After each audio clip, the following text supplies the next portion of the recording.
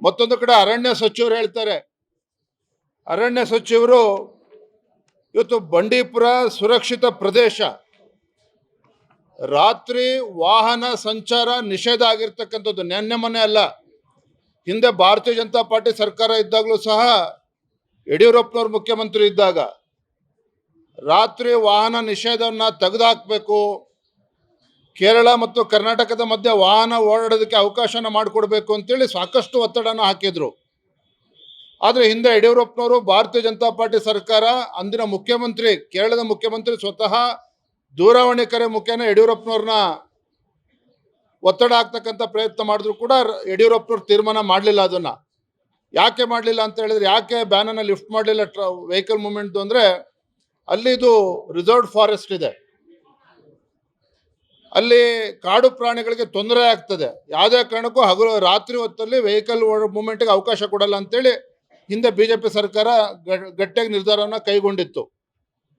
ಆದರೆ ಈಗ ಮಾನ್ಯ ಸಚಿವರು ಈಶ್ವರ್ ಖಂಡ್ರೆ ಅವರು, ಅರಣ್ಯ ಸಚಿವರು ಹೇಳಿಕೆಯನ್ನು ಕೊಟ್ಟಿದ್ದಾರೆ, ರಾತ್ರಿ ಹೊತ್ತು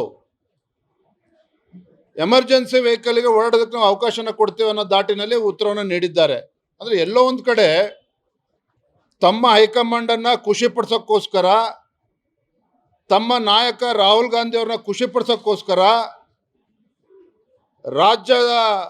ರಾಜ್ಯದ ಹಿತಾಸಕ್ತಿಯನ್ನು ಕಡೆಗಣಿಸ್ತಾ ಇರ್ತಕ್ಕಂಥದ್ದು, ರಾಜ್ಯದ ಜನರ ದುಡ್ಡನ್ನು ಹಾಳು ಮಾಡ್ತಾ ಇರ್ತಕ್ಕಂಥದ್ದು.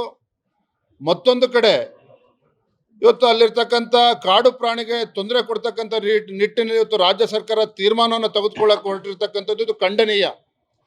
ಇದು ಭಾರತೀಯ ಜನತಾ ಪಾರ್ಟಿ ಇದನ್ನು ಬಲವಾಗಿ ಖಂಡಿಸ್ತದೆ.